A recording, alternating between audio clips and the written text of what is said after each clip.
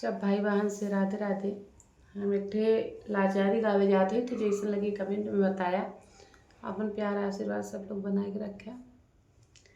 रात देखली सपनवा में राम अइले, रात देखली सपनवा में राम अइले,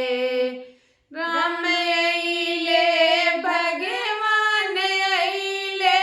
रात देखली सपनवा में राम अइले, रात देखली सपनवा में राम अइले, लक्ष्मण जी अइले सीता जी अइली, लक्ष्मण जी अइले सीता जी अइली, संगवा में वीर हनुमान अइले, रात देखली सपनवा में राम अइले, रात देखली सपनवा में राम अइले, राम अइले भगवान अइले, रात देखली सपनवा में राम अइले, रात देखली सपनवा में राम अइले, लक्ष्मण जी अइले सीता जी अइली, संगवा में वीर हनुमान अइले, रात देखली सपनवा में राम अइले, रात देखली सपनवा में राम अइले, राम जी के हाथ सोहे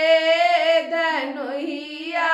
राम जी के हाथवा में सोहे धनुहिया, गोरे बरन के लक्ष्मण भैया, गोरे बरन के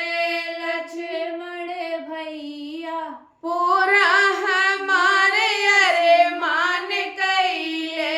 रात देखली सपनवा में राम अइले, रात देखली सपनवा में राम अइले,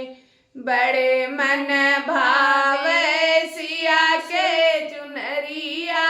बड़े मन भावे सिया सुकुमारी,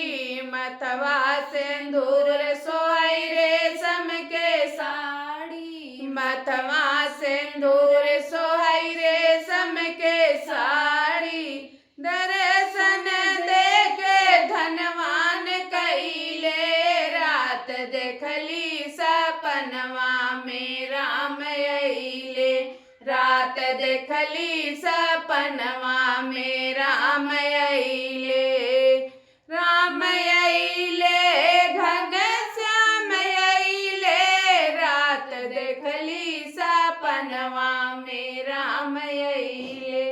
रात देखली सपनवा में राम